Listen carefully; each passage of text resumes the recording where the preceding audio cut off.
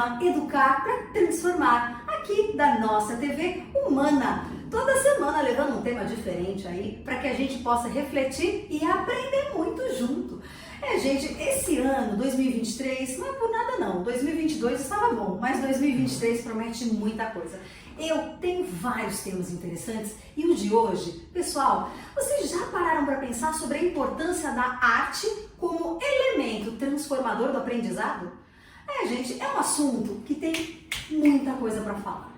E para abordar esse tema tão interessante, eu trouxe aqui o meu amigo, professor incrível de desenho, Lucas Foga, mais conhecido como Lucas Lee. Muito obrigada, Lucas, pela tua presença aqui. Muito obrigado por ter me chamado.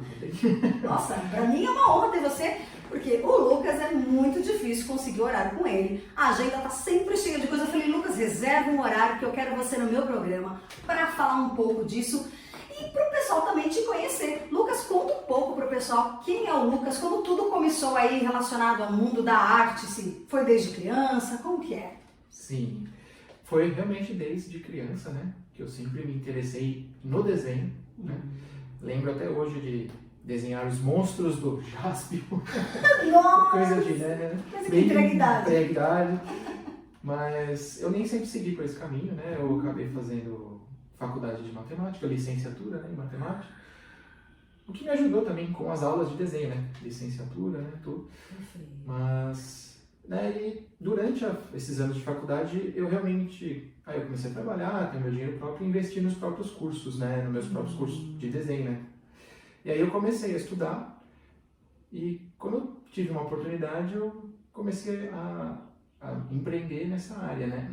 De desenho. E hoje, 2023, faz 10 anos que eu dou aula de desenho, né? 10 anos, 10 Lucas. anos. É muito tempo, cara. Em 10 anos, quantos alunos já não passaram por você e pela sua empresa, né? Porque aí você acabou abrindo... No início você dava aula de forma autônoma ou você, logo que começou, já abriu a sua empresa? Eu comecei como autônomo, aí depois de um tempo eu fiz o MEI, né? O microempreendedor individual. Falei a dica. E tô assim até hoje, né? Até hoje. Lucas, para o pessoal conhecer, porque eu tenho muitos amigos, que bom, né? A gente é sempre rodeado de amigos. E muita gente me pede informação sobre lugares que dão boas aulas de desenho. Porque na minha época, não muito diferente da sua, Lucas, a gente não tinha, vamos combinar, aulas tão interessantes na escola relacionadas à arte. E não menosprezando de forma alguma as professoras, ok? Mas eram épocas diferentes. Eu acho que o olhar, talvez, para a importância da arte no aprendizado mudou. Sim, a educação artística é diferente das aulas que eu dou, né? Eu dou aula mais de desenho mesmo, né? Eu explico também a parte de anatomia, tudo, essas coisas. E eu sempre tento guiar os alunos para eles tentarem melhorar na coordenação motora deles. Perfeito. Na concentração, é muito bom também. Nossa, Lucas. Já tive alunos com TDA. Com diagnósticos aí? Eles não conseguem ficar sentadinhos, mas a gente sempre traz, eles conseguem ficar concentrados, eles conseguem fazer. Então é uma coisa muito boa que auxilia nessa parte, né, também, Lucas, das crianças, né? Isso que você fala me traz muito o sentido de tornar a aula um objeto interessante. Sim, é difícil às vezes porque tem muita coisa técnica, né? Então eu tento transformar realmente numa coisa mais divertida para eles. Então, às vezes, em vez de deixar tão técnico, essa parte técnica às vezes é melhor para crianças maiores, adultos, né? Mas eu sempre tento deixar uma coisa mais do sentimento, da emoção, né? Tipo, desenhar com formas que representam coisas, tipo uma esfera que faz um personagem fofinho, um quadrado que faz um personagem fortão. Então eu sempre vou tentando mostrar esse lado, para deixar o aluno com mais criatividade, né? Incentivar eles a pensarem, e não só, tipo, eu tenho que fazer o desenho perfeito. Nem sempre é assim. Nossa, na arte tem o que é perfeito? Não, tem aquilo que é bom para você, né? O que é bom para você. E as pessoas, o desenho tá ruim, não sei. Você dê o seu melhor. Os alunos, eu sempre falo para eles, dê o melhor de vocês, não importa, porque você vai sempre dar um passo à frente, né? É como se fosse um dominó empilhadinho, assim, né? Então cada pecinha vai derrubando a outra.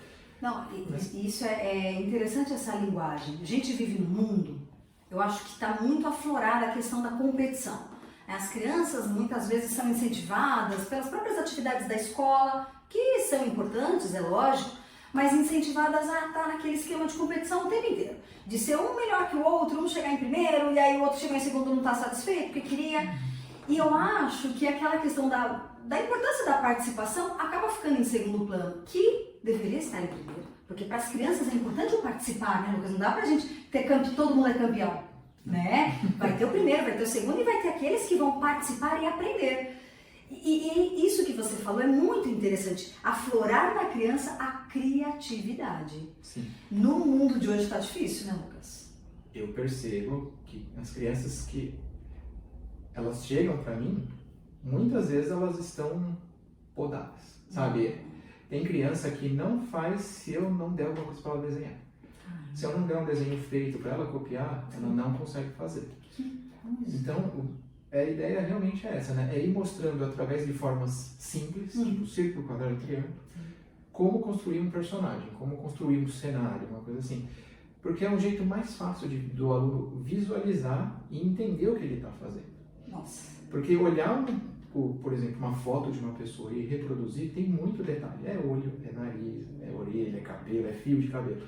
Quando você transforma aquilo em formas simples, tudo fica simples, porque o rosto é uma bola, o cabelo é uma banana.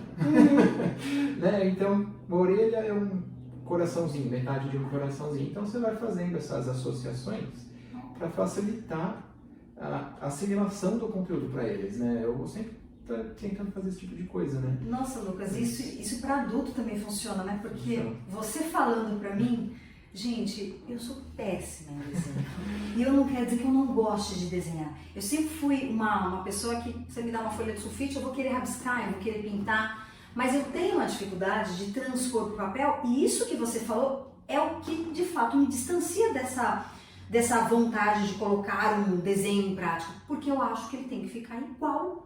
E quando você está trazendo esse olhar do ver com uma simplicidade, enxergar as formas, aí esse todo aí mais amplo, para depois ir, de fato, Lucas, faz totalmente a diferença. Faz totalmente a diferença, porque o que a gente aprende muito é, tipo, você tem que desenhar a cabeça para cima, para baixo, para os lados, só que imaginar toda a cabeça, o rosto, os olhos, tudo é muito mais difícil. Sim. Quando você pega uma bolinha e você imagina ela virando e faz um risquinho, acabou, é muito mais simples. Sim, verdade, né? Verdade. E isso é uma coisa que ajuda os alunos. Tem alguns que têm um pouco de barreira, um pouquinho dá para perceber que às vezes eles, né?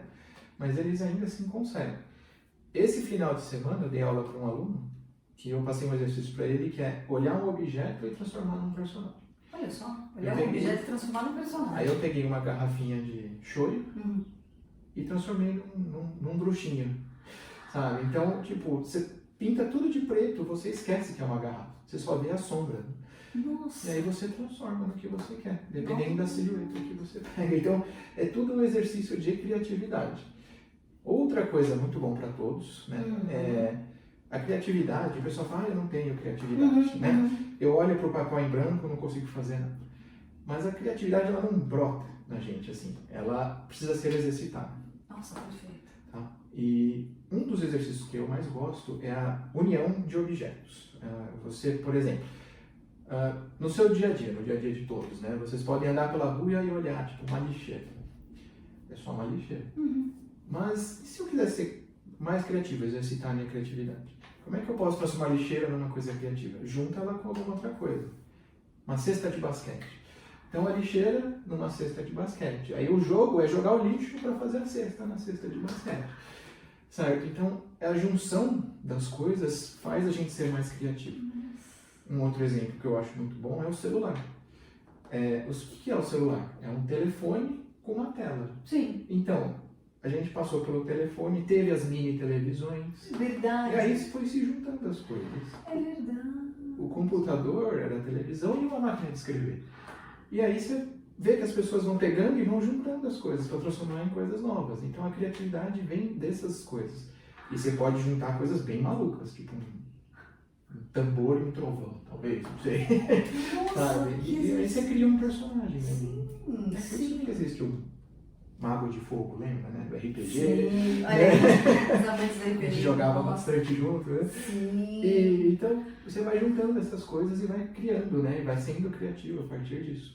Lucas, eu fico pensando o seguinte, como a gente tem um mundo completamente hoje cheio de tarefas, uma coisa atrás da outra, isso também faz com que a criança e nós adultos não consigamos exercitar a criatividade no dia a dia. Então essas suas dicas são, a meu ver, dicas essenciais para você pensar de uma forma mais simples, inclusive. Inclusive funciona tanto para... Não precisa ser só na arte, funciona em trabalho, escola, para os alunos. Sim, sim. Não, tem que fazer um trabalho de história, mas, poxa, como é que eu posso ser criativo com esse trabalho? Eu não preciso só escrever e entregar. Eu posso fazer um desenho, eu posso imprimir, eu posso fazer um boneco, eu posso fazer uma coisa diferente. Então vai juntando as peças. E assim, a gente encontra muito aquela aflição do mundo dos adolescentes, do medo da apresentação do trabalho, do medo da elaboração do trabalho e da falta do movimento do pensar. Pensar e criar, porque infelizmente a internet tem muita coisa pronta e muitas vezes, né, talvez na escola não houve um momento de levar o aluno a pensar e aí ele vai para casa pensando nisso e já pega algo meio que pronto. Não produz. Então esse exercício nas aulas de desenho, ele de fato ele contribui para o aprendizado do aluno, até para a elaboração de um pensamento do simples para o mais complexo. Isso, exatamente. Cara, e uma coisa interessante, quando os alunos chegam para vocês lá na escola, tem uma equipe de professores, Lucas, lá? Nós somos 4, né? Tem eu, o Diogo, a Amanda e a Mioshi. Nós trabalhamos colaborativamente, né? Sim, sim. E cada um tem o seu grupo de alunos, né? Então a gente vai, né, distribuindo para os alunos. Que interessante. E quando o aluno chega para vocês, eu fico imaginando, eu sempre me coloco muito na posição de aluno, porque todo mundo a gente está sempre aprendendo. Aluno não seria a melhor forma, eu vou falar aprendiz, né? Não é, enfim, não é sem a luz, né? E é difícil para a gente começar do zero. Então esse exercício que você colocou aqui para a gente, vocês colocam para os alunos, vocês propõem que eles pensem na hora, são exercícios até de antes do exercício do desenho, por exemplo? Sim, e talvez não, porque tem aluno que ele quer aquilo. Ele quer aprender o mangá, ele quer desenhar desse jeito. Então a gente começa, né, mostrando como é o mangá. Eu posso falar por mim, né, que eu pego os alunos que querem aprender um estilo definido, tipo mangá, cartoon ou comics, né, da quadrinho americano. Eu começo explicando, mas conforme eu vou explicando, eu vou demonstrando como os autores colocam essas coisas que eu falei no desenho. No mangá, é muito utilizado nos cabelos dos personagens, nas roupas. Então, como uma pessoa não tem como você transformar igual um cartoon, tipo fazer um personagem que é extremamente redondo, muitas vezes a roupa, o cabelo, coisa assim, algum detalhe na roupa, passa essa ideia, né, de que a forma está ali dentro, né? Um personagem mais fofinho, ele não vai ter um cabelo muito espetado, ele vai ter um cabelo mais redondo, sabe? Um personagem que é mais agitado, ágil, você vai ver, ele vai ter um Sonic. Você vê, o cabelo do Sonic é para trás, né? Espetado, né? Então você pode ver, tem um bom exemplo, a Flash, que ele tem os raios. Sim. Então, esse tipo de iconografia, né? Ela ajuda a gente a captar o que é o personagem, né? Um super-homem, se você pensar no super-homem parado com a capa, ele é um blocão, ele é um quadradão. Então ele é um bicho forte, né? Então o quadrado é a forma do personagem forte. O triângulo é o Coringa, que é o personagem instável, porque o triângulo não fica em pé, ele cai. Nossa, eu nunca tinha pensado dessa forma. Então se você observar o Coringa, ele é um triângulo invertido. Verdade. E aí ele é louco, então ele é, né? Instável. Nossa, o rosto dele é contudo também. Então tudo está ali dentro, dessas formas simples. Nossa, é só enxergar. Dessa forma, Lucas. Eu sempre falo para o Lucas que eu preciso de uma aula, mas eu falo que essa entrevista está sendo uma bela aula.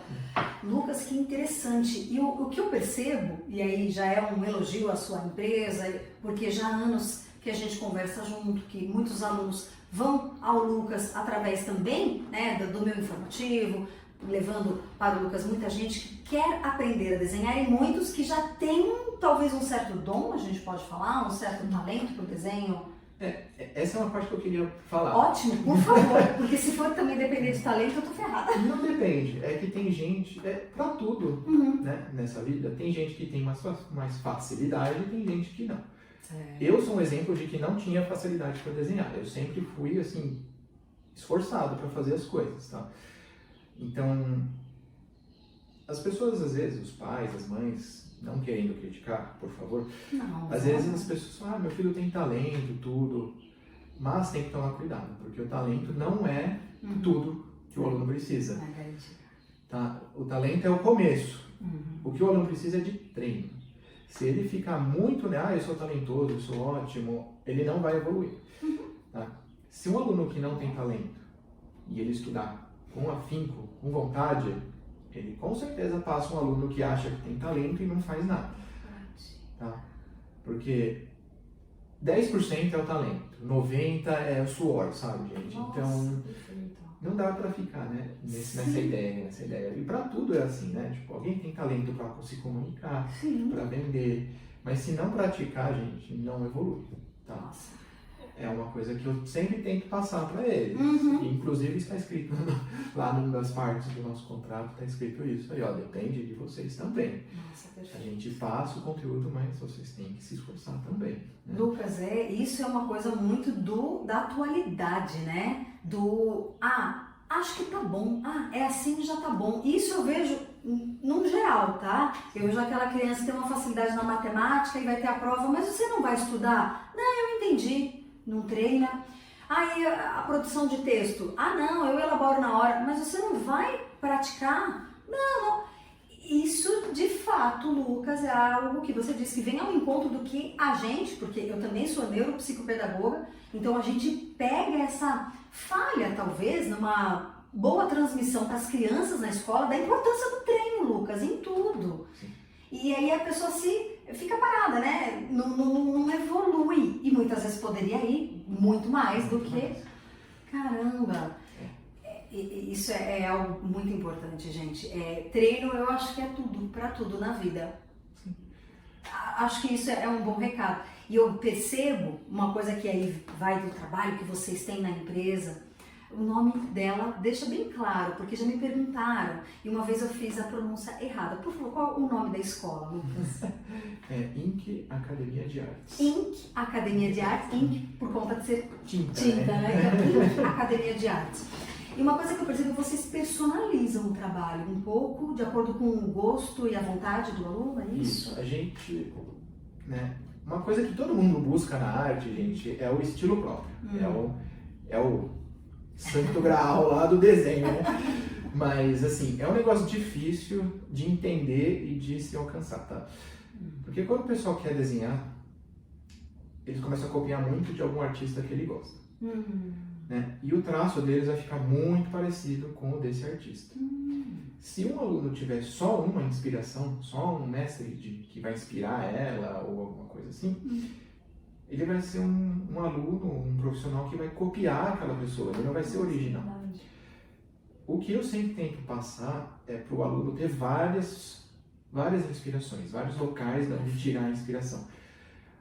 Eu devo ter uns 10, assim, pelo menos. Lucas, conta pra gente quais são os autores que você se inspira na sua profissão. Nossa, deve ter. Tem um monte, é que eu não sei o nome de todos, mas tem um que é francês, que ele é o... Nossa, eu também, eu tô pegando você de surpresa. Eu tenho o da Disney, tem Caramba. que fez a Rapunzel, ele é bem famoso aqui, de nome eu sou Olivia. Não, sim, mas até o Maurício de Souza uma vez a gente conversou. E assim, a gente precisa ter essa gama, porque quando a gente faz, eu gostei desse estilo, né? Você gostou do estilo que essa pessoa desenha o olho, então eu vou usar esse olho.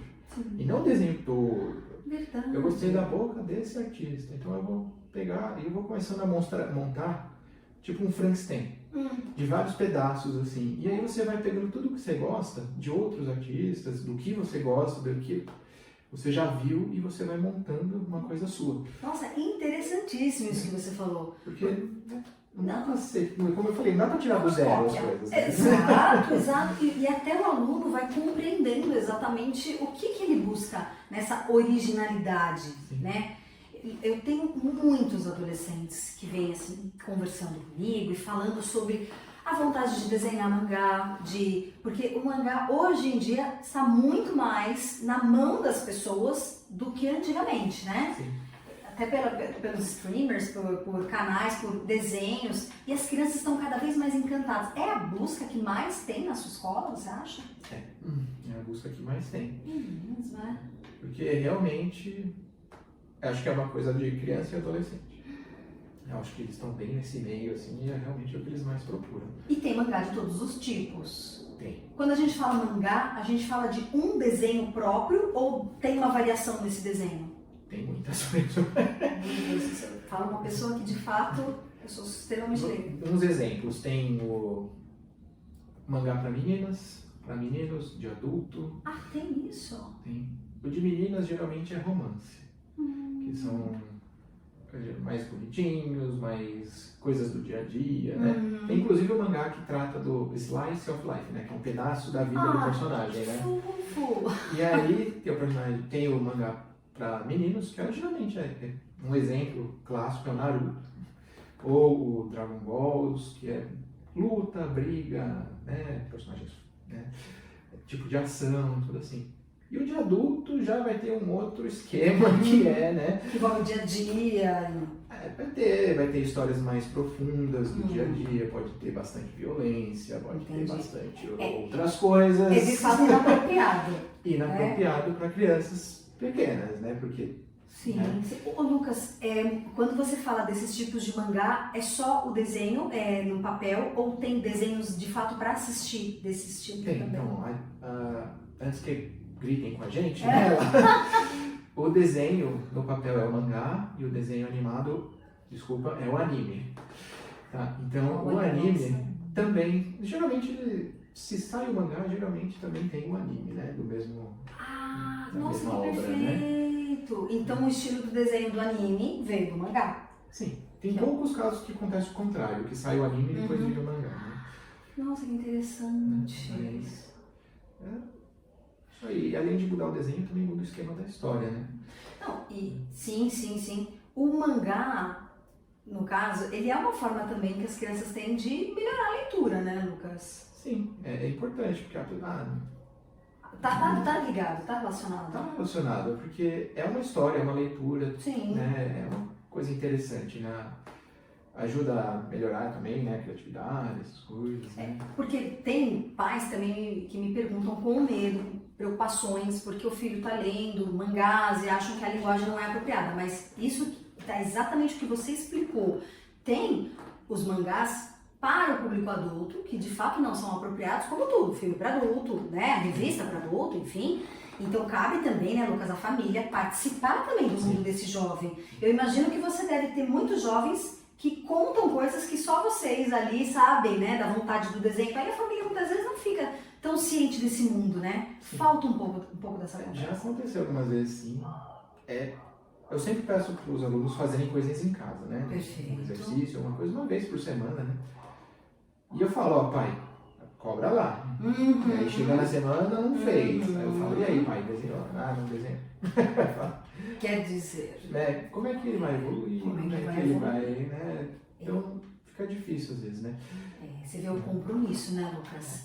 Você vê o professor Lucas falando sobre o compromisso, sobre a necessidade de treino. Então, as famílias, né? E aí, todos nós não temos apenas uma criança, o filho ou o sobrinho. Você tem que estar nesse meio também, perguntando o que ele vê, qual é o interesse, vamos junto, para que no futuro a gente tenha uma criança que se tornou um adulto saudável, né? Porque quantos problemas poderiam ser evitados se houvesse esse compromisso aí também da família assumir, né? Porque não acha só que a escola de desenho vai fazer a parte dela e acabou. Não, a família também tem a parte dela. O adulto tem aquele, né? O compromisso de estar com o filho. E uma pergunta que já me fizeram, qualquer público vocês atendem? Adulto, criança? Não tem idade, né? muitos, tipo 7, assim, já é um pouco mais difícil, né? Por causa do entendimento do corpo humano, essas coisas para eles ainda não tá tão aflorado, né? Mas a partir dos 9, assim, já... E até a coordenação motora, né, Lucas? Para conseguir segurar. E assim, uma coisa que você já comentou, e nos meus programas a gente fala muito sobre a importância das ações do dia a dia de profissionais, terapeutas, em casos diferenciados, por exemplo, em casos clínicos, né? Por exemplo, questão de quem tem o transtorno do déficit de atenção, quem tem, está no espectro do autismo. Você tem alunos que você já tinha conversado, né? Que inclusive eles colocam, né, essa questão de serem autistas e a importância das aulas para eles, né, Lucas? As aulas são bem importantes para eles, faz eles participarem, eles trabalham juntos, né, eles conversam, ajuda eles na concentração, tudo, e eles, assim, tipo, é muito de boa, assim. Às vezes quando você começa a conhecer, assim, que eles vêm na primeira aula, assim, normal. Assim, nossa, quer dizer, eles curtem, né? Sim. E às vezes nem parece que tem um diagnóstico. Não parece. Algumas vezes eu já parei assim, ela conversando, professor, eu tenho... Antigamente se falava o Asperger, né? Sério? Nunca nem tinha percebido. Olha o quão interessado o aluno está nas aulas para você trazer esse olhar. Gente, olha isso. É muito feliz ter no meu programa um profissional de ponta como você, Lucas, e ter a sua escola aí, aqui na nossa cidade, aqui eu estou falando de Santo André, quem não está em Santo André está super convidado, porque também a escola tem em outras cidades, Lucas. São Caetano. São Caetano. E assim, quem sabe uma hora não consiga expandir, porque o que a gente sabe da procura dos adolescentes para melhorar aí esse talento, ou muitas vezes querer desenvolver o talento para o desenho. Eu mesma falo que eu preciso melhorar algumas, até a forma de colocar no papel, mas numa brincadeira com as crianças, eu confesso, eu tenho muita dificuldade. Eu acho que eu, como muitos, poderíamos ter a oportunidade de fazer as aulas. E é uma forma também de você enxergar o complexo de uma maneira mais simples. Adorei esses seus exemplos. Lucas, se você pudesse dar uma dica aí para os pais que estão nos assistindo aí, do que eles poderiam fazer em casa para exercitar a criatividade com os filhos, aí teria alguma, de repente? Certo. Eu acho que é importante não obrigar nada essas coisas. Ótimo. É importante dar problemas para eles resolver. Nossa! Tipo, se a filha tiver 4 ou 5 anos, minha filha, qual que é a cor da girafa? Eu não sei, papai. Lembra daquele livro? Então dá um problema, faz alguma coisa assim, né? Que a criança vá procurar o resultado, né? Não só tipo, vai fazer tal coisa, porque muitas vezes eles não se interessam. Né? Perfeito. Com relação tipo, a desenho, essas coisas, é legal incentivar o pai e a mãe estarem presentes, né? Os pais estarem ali. Porque acontece muitas vezes do aluno entrar, achar que desenhar é fácil, é divertido, não posso dizer que não é. Tá? Tem muito conhecimento, tem muita coisa, então pensem, né, nisso também, né? Às vezes a pessoa se decepciona, né? Não é isso que ela quer. E o treino, né, Lucas? Tem que treinar, gente. Não adianta, é uma coisa que tem que fazer para tudo na vida, tem que treinar, tem que exercitar. Eu acho que as suas aulas devem funcionar muito como até agregar valores que a criança muitas vezes aprende com a família. Eu sempre converso com os alunos também durante as aulas, tento passar umas lições assim, de leve, né? Sim. Sobre estudo, faculdades, por exemplo, o que eles querem fazer. Sempre tem que conversar de alguns assuntos aleatórios também, para tentar, né, descobrir o que eles querem também, para poder, né, ajudar. Claro. Não é só uma aula de desenho também, é uma coisa que a gente está ali junto, num grupo, conversando, né? Olha a importância do exercício da socialização. Também. Eu fico imaginando quanto que as crianças não ganham, e os adolescentes e adultos também, numa aula de desenho, vista dessa forma que você colocou aqui. E uma coisa que eu aprendi, inclusive quando fiz curso de alguns professores, não tem jeito certo, né, de fazer. A arte, ela é muito subjetiva, né? É aquilo que você enxerga. É a representação sua representação do mundo, né? Então vocês podem ver vários artistas, tipo o Romero Brito, né? Que faz aquele mais cubismo, né? Esse tipo de coisa. Então cada artista representa a realidade da sua forma. A gente passa no cartoon, no mangá, no comics. Então o aluno ele não precisa ficar preocupado em acertar sempre, ser perfeccionista. Sim. o errar, o ficar tortinho, às vezes é mais charmoso do que um negócio extremamente correto. Sabe? Às vezes um defeitinho, uma coisinha, assim, dá mais charme, né? Vocês podem ver que muitas vezes rabisco do Da Vinci é muito interessante de olhar. O jeito que ele fazia, tudo rabiscado. Às vezes, pra mim, eu acho até mais interessante ver como ele fazia um rascunho, porque você vê, você aprende, você entende. Porque é uma obra assim, né? Que já tá feita. Você fala, lindo. Sim, tudo, sim. Não tirando o valor da obra, né? Claro, né? não, lógico. Mas é isso que você falou, a arte tem um olhar da subjetividade. Cada um faz do jeito que acha que é legal pra ela. Né? Exato. E está se sentindo, uma coisa que você deixou muito claro aqui pra gente, é de se sentir bem, de não ser uma coisa obrigada, que tem a liberdade, né? Eu demorei 10 anos pra entender certas coisas. Puxa vida! Né? Tipo, eu sempre achei que eu tinha que desenhar certinho. Aí um dia eu parei e falei, acho que não.